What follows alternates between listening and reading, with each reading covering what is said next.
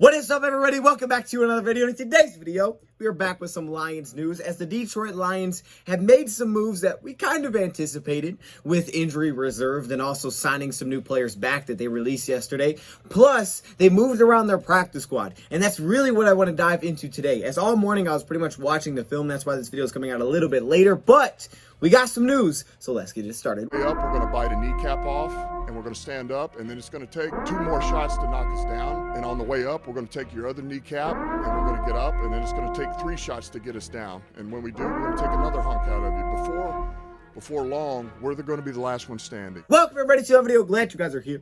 And we are back to talk about some of the latest Lions roster moves, man. We're probably going to see a lot of this throughout the next probably couple of weeks, but it should start to slow down a little bit. However, the Detroit Lions made some more moves today, shuffling around their practice squad and making a couple of roster decisions that were kind of anticipated after yesterday. So let's talk about those two first. So yesterday, the Detroit Lions released Darren Fells and Indeed Marlowe, 2 veterans, because they had to clear spots for the 2 receivers that they were awarded off waiver claims. Actually, I should say the 1 receiver that they were awarded and also the kicker. But they were awarded 2 players off waivers that put them at 55 players on the roster, and you can't have 55 players. So the Lions had to get back down to 53, so they decided to cut 2 veterans. That way they could avoid waivers and having opportunities for other teams to snag them. So that put them back down to 53. That the Detroit Lions are able to place players on injury reserve, which is, by the way, 3 weeks long at minimum, okay? Because the Detroit Lions had to put them on the initial 53, because if you put guys on IR before you get through the 53, they're out for the season. I know I've said that many times, but just for anybody that wasn't aware,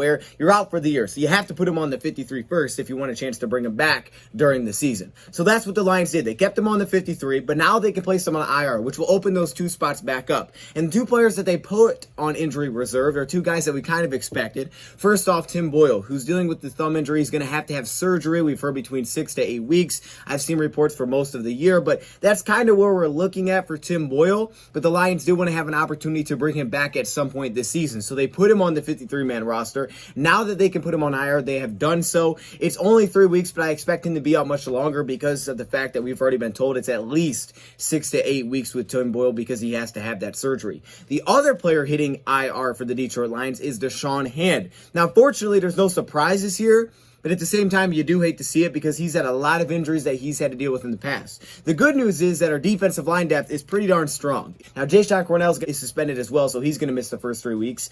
But you're going to have guys like Michael Bronkers out there. You have Kevin Strong on the practice squad. You have a player like Bruce Hector if you need to make him active for a week. The Detroit Lions, one of their strongest positions is probably defensive line in terms of depth. So this doesn't hurt them too bad. You do want to see Da'Shawn Hand come back at some point this season. So the Lions, of course, they kept him on the roster. Now he's on IR. So for at least 3 weeks. And after those 3 weeks, if he's good and ready to go, he can get back to practice and we can potentially see him by week 4 this season. So that is the hope. That is the hope with Da'Shawn Hand. But in light of those moves, the Lions putting those 2 players on IR opened up the 2 roster spots once again. So the Detroit Lions went out and they signed their 2 players back, Dean Marlowe and Darren Fells, back to the active roster. So we're back at 53 players. Marlowe and Fells are back, thank goodness.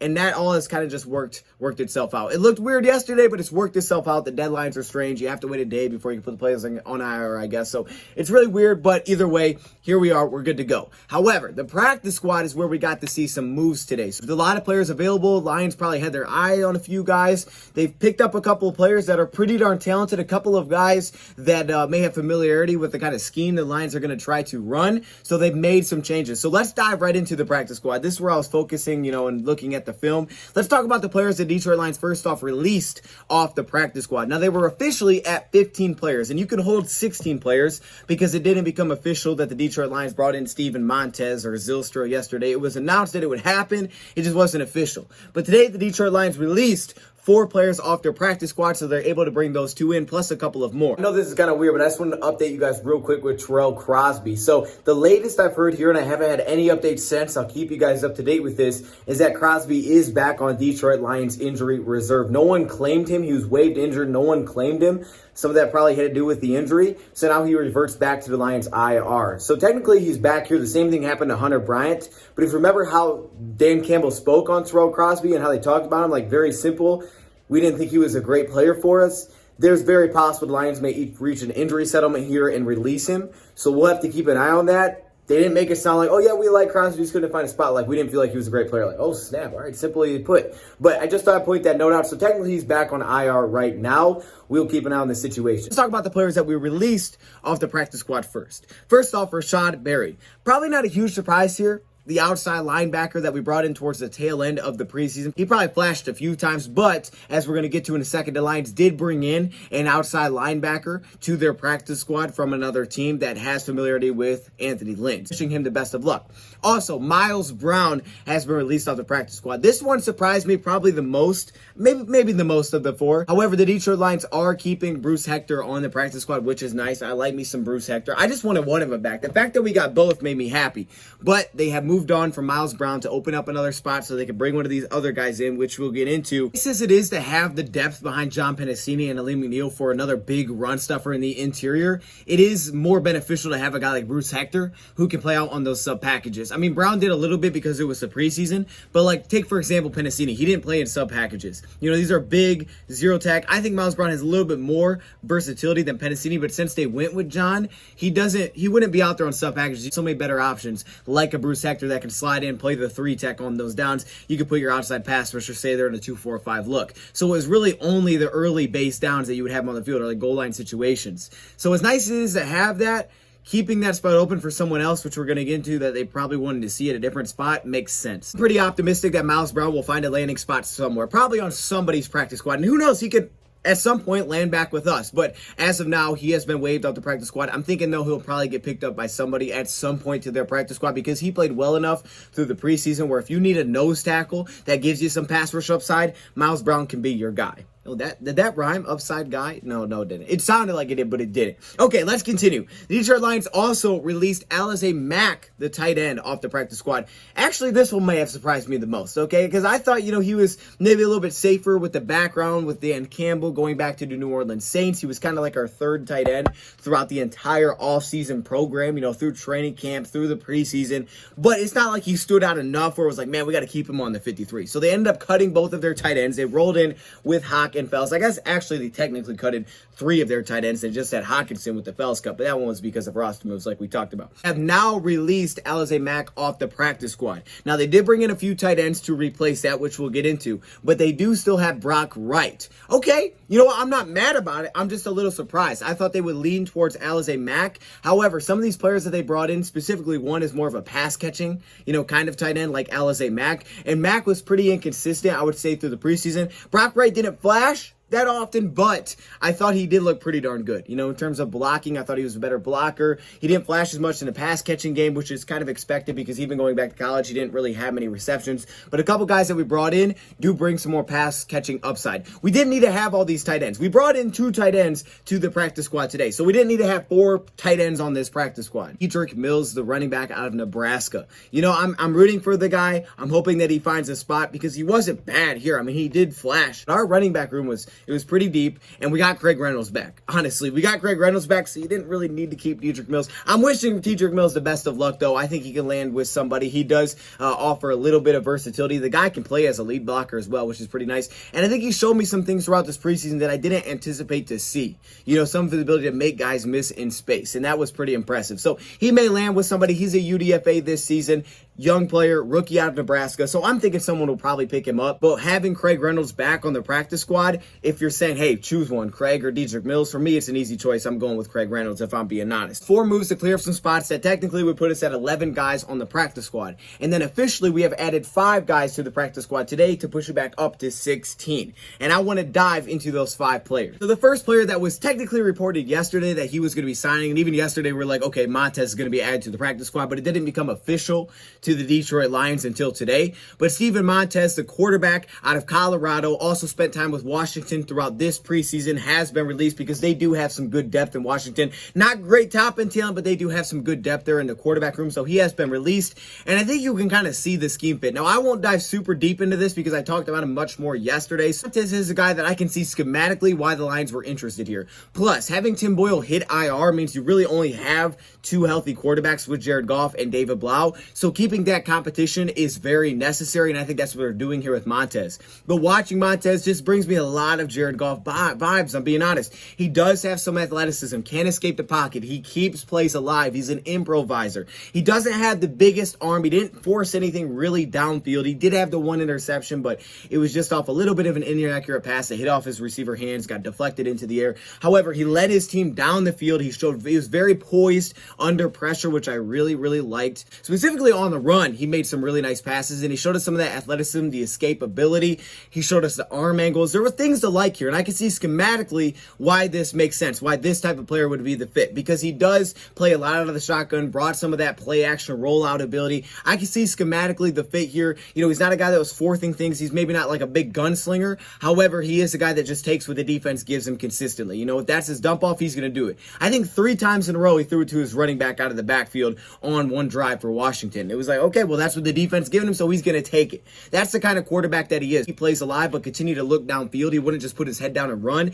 Continue to look downfield, look for something. He utilized a pump fake. He looked pretty comfortable running that offense and trying to move defenders, starting one way, looking back the other. You know, so I liked that aspect. He will fit this type of offense. So Steven Montez officially has been added to the practice squad. That technically gives the Lions 3 quarterbacks. Now, when Tim Boyle comes back and he's healthy, if Montez is still here, there's no guarantee he will be, but if he's still here on the practice squad, there's a chance that at that point he would then be released. But for this time, for the time being, only having 2 quarterbacks, having a third is really, really nice on the practice squad, and that is Montez, the young player out of Colorado. And who knows? Who knows? Maybe he impresses through practice, and the Lions are like, dang, we really like this guy. We want him to stick around. Detroit Lions also added tight end Shane Zylstra. I didn't really dive into Shane Zylstra's, film with the Minnesota Vikings through preseason until this morning. And watching him with the Minnesota Vikings, I was kind of impressed. He surprised me in a few areas that I didn't think I would see. Now, with Minnesota, he put on some weight. I noticed coming out of college, he was about 215, 220. And now with Minnesota, he's pushing up 230 plus. So he put on some weight as they moved him from receiver to tight end. And you would think, okay, he's more of a pass-catching tight end. And that's definitely what he is. They just didn't utilize him a ton during the preseason. He was at the bottom of a roster, it seemed. Only had 1 reception, and there was a few times they probably could have targeted him. But watching back in the limited amount of opportunities that he had, I was kind of impressed with his run blocking because he was super aggressive. I mean, this guy would absolutely go to battle. And I think it's nice to have tight ends like this because the Lions were mixing them some 12 personnel, some 13 personnel. So to have a guy that definitely has pass-catching ability, down the field, play action, things like that, but also showed the willingness to run block at his size was pretty impressive. Now, he is undersized as a run blocker. He wasn't going to bully defensive players. He wasn't, pushing guys back. He wasn't really a people mover, but he would go to battle with defensive linemen. I mean, he showed a lot of heart there, so I was super impressed. But then I just watched some of the route running. Even though the ball wasn't passed his way, you could just see that he could be a really tough matchup for a tight end. He gives me some Hunter Bryant vibes. They lined him up a few times out wide like a receiver. They could put him at the slot position, so that is nice to have that versatility. But watching him run routes, he runs it like a receiver, as you would expect. So from the tight end position, that can give some mismatch opportunities. You get guys like safeties and linebackers put on him. I mean, I see safeties line up against him, and he can shake guys out of breaks. He can get low, he can explode out of breaks, and it's impressive to watch him route run. I'm not saying he's George Kittle, but when you think about the practice squad, and these guys get to practice, this is a guy that can definitely be good competition for our safeties. As I'm talking about our starting safeties, he's not George Kittle. He's not the complete package like Kittle, but we know that he's a former receiver. Now he's playing tight end. Lining him up, forcing whoever matches are going to be linebacker safeties to go cover him, that at least gives you a good challenge, because of his route running, because he's a former receiver. That's a good challenge for those guys to figure out how am I going to defend him. Of course, we have TJ Hockenson. Hockenson's the closest thing to Kittle. He'll be the guy the Lions use a lot. But I'm just saying, even for the younger safeties, practice squad guys, to get a chance to work reps against him, the one pass that was thrown his way, he did catch. There's not a lot to gauge there, but I know that he has hands going back to his college days. The guy absolutely has hands, and he's got a little bit of top-end speed. He could just be a pass-catching matchup problem for offenses, but he did enough in the run blocking area where it's like, okay, if this guy can at least battle like that, you can put him on the field, because if he's just only a pass catcher, then at that point he kind of just becomes a receiver, and if he's not standing out above other guys, then it's really hard to find a spot. But because he battled in terms of blocking, that's the part I really like. Keep in mind, he is still pretty new to the position, so it is a transition, and right now it seems like, this is a good spot to have him on the practice squad because you do have a guy like Fells. Very low on that Vikings depth chart, but it is an interesting interesting project to work with. And, this is one that could have low risk, high reward possibly. I mean, I think that's what you might have here with Zylstra. So those are two guys that we kind of talked about yesterday. But today, they announced some new additions. So let's start off with the outside linebacker that the Lions brought in. And this guy brings pass rush ability. He kind of replaces Rashad Berry on the practice squad. He was with Anthony Lynn last season with the LA Chargers as he kind of bounced around there. And he was recently waived. I mean, he was waived 2 days ago. August 31st, he was waived by the LA Chargers. He was one of their last cuts, but he was able to stick around through the season as an undrafted player. Started off at junior college and then went to Liberty where he was, his stats were really impressive. 6'2", 240 pounds. He's only 24 years old. He went undrafted in 2020. And is Jesse, I think you pronounce it Lemonier. I think that's how you pronounce his last name. I know it's spelled much different, but I think that's how you pronounce that last name. Jesse Lemonier. I'm just going to stick to Jesse though, because then I can't mess it up if I just say his first name. He doesn't have the biggest size, but he does bring special teams ability. I see him out there working on special teams, kick coverage, and punt coverage. He did have a missed tackle in kick coverage, but he's out there on both, so there's that ability, and the Lions look for that. And I was actually listening to a couple of former NFL players last night. I think Red was in there yesterday too, and they were talking about, man, if you're a depth guy on a roster, you better bring that special teams ability. Like, you have to bring that special teams ability. It's not just something coaches say. You have to have that. Coaches look for that.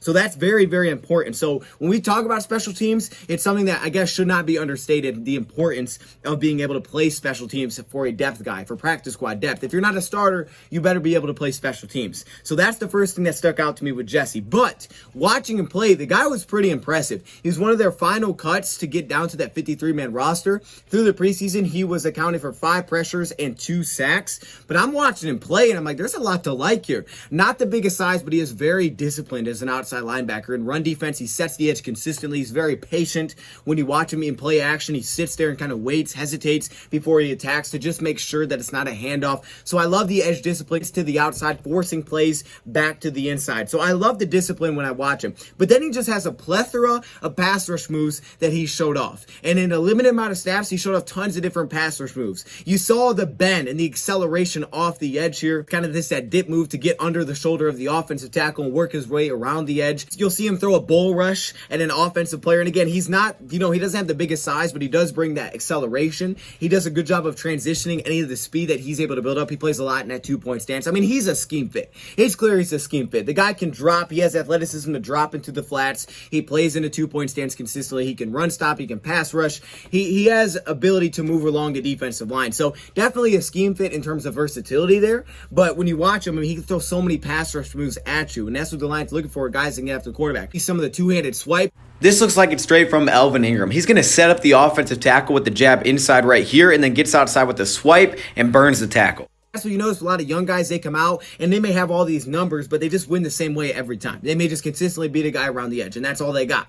And then when that's shut down, they don't have anything else to go to. He reacts and he sets up things as a pass rusher. And that surprised me. It really did. So that's the part that really impressed me the most, was just the plethora of pass rush moves that he threw out there in a very limited amount of snaps. And that's the kind of tape that you put out when other teams see that and they're like, oh, he can do a lot of different things. Some change of direction ability here when you watch him. There's not a lot of things to not like about his game. I mean, I didn't see any really red flags when watching him play. We didn't see him drop a ton into coverage, even though he showed like he could drop about 5 yards.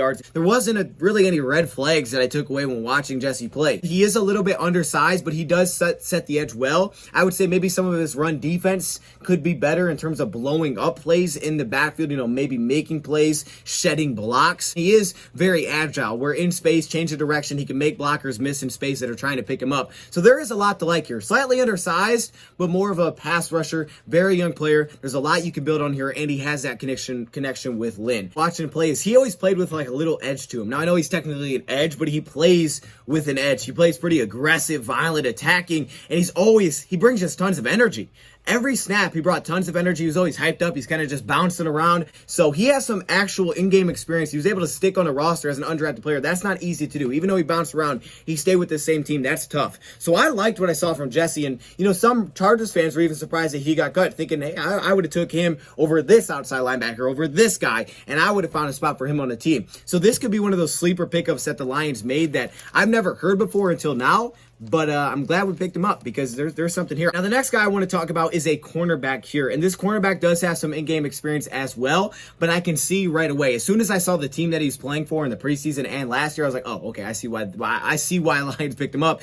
He was in that Denver Broncos defense, which means he's in that Vic Fangio defense, which just makes a ton of sense that the Lions would grab a defensive back from a Vic Fangio defense because a lot of that's going to be implemented this season. Aaron Glenn takes a lot from Fangio. You also see Aubrey Pleasant mixes that in as well. So just coverages, schemes, zones, everything they do out there, passing off players, just the things that the Denver Broncos do, you're going to see that translate, and that's going to be brought to the Lions. Not completely, but a lot of it will carry over here. So having that background is going to help him transition very quickly. And what the Lions say they're looking for out of the practice squad guys, plug in and play. So that will help him schematically to get caught up very, very fast throughout practice. Parnell Motley, a 23-year-old, 6 foot, 180-pound cornerback, Oklahoma. So first off, that stands out, right? A 3-year starter at Oklahoma, had 33 pass breakups in that time span, 6 interceptions. The statistics were they're a press cornerback, and that means you're going against top-end competition throughout practice, and even against the teams that you play in the Big 12. You get some comp there, but throughout practice, day in and day out, he's going against some of the top receivers. So that's very helpful. Press background is there, and he plays bigger than his size. He's an outside cornerback at 180 pounds, which is kind of undersized. When you think about outside cornerbacks, they usually look like 200 pounds when they're 6 foot plus. So he's a little bit on the slimmer side, but he doesn't really show it on the field. He plays much bigger than he is. You can see it playing in run defense as well. He kind of brings that mentality, run support. He's flying down, making plays against the run. He tackles low. You can see it on special teams. He's another one of those guys that brings a lot of energy. I think where he really shined in man coverage was playing in that intermediate range. Underneath, he flew down and made plays in pass coverage, jumped off of routes. A pretty opportunistic cornerback. All right, he gets underneath plays. He tries to jump things from underneath, and you like it because it can lead to big plays. He can also give up some things as well. He was able to sit, and he was able to see things in front of him. He didn't have to turn his hips, flip, and run. That's where I noticed some issues. Flipping his hips, turning and running, kind of choppy. He's losing some discipline with his eyes. Like our coach said, a little greedy with your eyes. He can bite on some fakes, something inside. He may step that way or overstep or plant that way, and then he can get beat to the outside. So to get beat down the field, and then he's chasing from behind, and that hurts his ability to get his head turned around. His safety drops deep, so he's a little bit late here, but I think he's playing some outside leverage with linebacker inside. But you can see he just bites a little bit too far outside on that step from the receiver, and that gets him a little bit too far off. Now, he tries to get underneath and make a play on the football, just unable to get his hands on it. Now, Motley does have some of that click and close ability with that press background. As you see here on that quick hitter to the outside, he's able to just turn on the brakes, close on this outside route, and he's able to make a play on the football. He gave up a lot of separation, comeback routes, out routes, things like that. He did pretty well on intermediate routes. I also noticed he doesn't really turn his head around. This is a 3rd and 15, so he's giving a lot of cushion. But watch right here, bam. See how he gets flat-footed as the receiver slows down? All right, and that's why he gets behind. Now he's in a trail position, and he's unable to get his head turned around and make a play on this football. The receiver just high points it. Bigger receiver, can't make a play on the ball. For a very raw player, very young player, there are things to like in his game, just the mentality that he brings. He does make some plays. He flashes ability there, catching him up, getting him disciplined, working on some of those transitions, working on the small little details, and helping him develop in those areas. But you can definitely see upside in his game. Numbers say it back in college. The zone coverage will probably have to improve there, picking up the defense, understanding it. I think schematically seeing the fit there, being in that Denver defense is going to be very helpful for him. So Motley has also been added to this practice squad. How about another tight end? Let's talk about Pinkney. Now, this is Jared Pinkney, who is out of Vanderbilt, and I was like, wait, this name sounds so familiar. Jared Pinkney, where did that come from? Oh, wait, this was the guy that was looked at as a top tight end after his junior season out of Vanderbilt. He put up crazy stats, 50 receptions, 700-plus receiving yards as a tight end, 7 touchdowns. Very good junior season, but he doesn't come out of the draft. He stays for a senior season. His numbers drop off big time. I'm talking like 200 yards receiving, 20 receptions, 2 touchdowns. His number drop off. He doesn't play in the same 13 games. It was like 8 games. He went from a guy that by Todd McShay, a lot of people looked at as the top possibly tight end in the class in 2020, to all of a sudden falling to undrafted. Now, a team that a lot of people projected him to go to was Atlanta, and Atlanta ultimately did get him, and they brought him in as an undrafted player, so it worked out for them. 6'4", 257 pounds. He got good length. He's a very prototypical good-sized tight end for a run blocker and a pass catcher. Now, where he graded out well was bench press. He had 23 bench press reps, which is second in his class, which was really nice. His 40 time was slow, though. His 40 time was really slow. He was a little bit above average in terms of weight. He brought size, but his 40 time was not very good, and he just didn't see that speed. The thing we know about tight ends is teams love the athletic tight ends, the super fast tight ends, the receiving upside tight ends. They like those guys. You know, we've seen it. A lot of our tight ends we brought in like Brock Wright, Jake Hausman. These guys all went undrafted because they didn't have those pass-catching stats. This one's a little bit surprising because he did have some of those stats. He just didn't stand out on the athletic side. Using his size, leverage, and he also has very, very good hands. Reliable hands, catches passes away from his body consistently. Very reliable hands in traffic, will take a hit. He just doesn't get tons of separation, where he seems to have more success attacking zones rather than attacking, man coverage. I don't know if there's pass catching upside like Zylstra has, but he is more of an all-around, well-rounded tight end than Zylstra is at this point, who's transitioning from receiver to tight end. 24 years old, a lot of people like the idea of him getting opportunities as an H-back, and the Lions like to use those 12-13 personnel sets. The trait that you like most is he does bring athleticism. He blocks well in the open field, moving downfield, moving to the second level, picking up guys at the second level. So I think that's why people like the H-back idea, getting him out in space, allowing him to block. That is there. There is good lateral movement in space. He can block to the second level, third level even. So I think him being a lead blocker, I think people like the idea of that, and you can see it. He's able to get out on the edge. I like how he positions his body when run blocking as well. He understands where the play is going, and he positions himself well to force a defender where even if he is beat, they beat him towards the wrong side, and it can help open up a hole. Good job of consistently getting low, trying to win that leverage. He's got a nice bend, so he's able to stay low and try to win leverage against bigger defensive linemen to get himself in a good spot. But when you talk about where the issues show up as blocking is that he does have inconsistencies here as a run blocker and as a pass blocker. He's strong. You can see in his upper body. He moves well with defenders from side to side. And the issue that he has is staying connected. He's not really good at staying connected when a pass rusher will throw a move at him, like a swim move or something like that. He can lose him completely. This is bound to happen, a tight end versus a defensive lineman. There's just a size mismatch here. He's at the top. Watching him get lashed on here, and the defensive lineman is going to pull him back with his left hand and hit him with the swim move over top, and he's beat pretty clean. That's going to happen. And he, just getting some work, honestly, with tight end coach, offensive line will help him as well. A lot of people viewed him coming out of the draft as a solid number 2 tight end. For us, this is a great spot to have him, is to let him develop. He doesn't need to be a number 2 for us. He can develop on the practice squad where you have Fells, someone that you can trust, and he can try to clean up and polish up his game, because I think down the road, this could absolutely be a number 2 tight end. And pass blocking, but also run blocking as well. Doesn't stay connected consistently. Swipe off him, and they can work their way to the running back or the quarterback. He has a lot of the abilities that you want. He just needs to put it all together as a blocker. You see good reps, but then you also see bad reps. It's just too much like this right now for him to be a reliable number 2. He's got good hands, reliable hands as a pass catcher. He attacks the zone. He has good size, so that'll help him in the red zone. But you just don't see as a route runner, he gets a lot of separation, really doesn't. So he doesn't beat man coverage consistently, doesn't have a lot of speed. A lot of times you saw him have success attacking the seams, play action rollouts, things like that. Really well-rounded. I just don't know if he sticks out in one area right now. There's a lot of things that need to be really just smoothed out, but there's also so much here where, down the road, he could be a very reliable number 2 tight end. This is a great spot to have him. You don't have him as your 2 right now where you're going to see ups and downs. You have him on the practice squad where he has a chance to develop and compete with others. These are the 5 guys that the Detroit Lions have added to the practice squad. The practice squad looks much different now. We're still looking at 16 players though, and we're going to see guys move in and out. But again, the Lions are looking for guys that they can trust to plug in and play. I think there's some developmental players here, but I could also see in a pinch maybe some of these guys that you could throw in. Like, to me, keeping 2 tight ends, because Brock Wright, if something happened, if you wanted a 3rd tight end, Brock Wright would be the first guy to be put on the active roster. They have some development things that they have to prove to you in practice consistently. Zylstra actually looked pretty good from what I was expecting. He just didn't have a lot of reps there. So there's a lot to be seen in practice. I don't know what the coaches are going to make of him, but there's also a lot of potential there.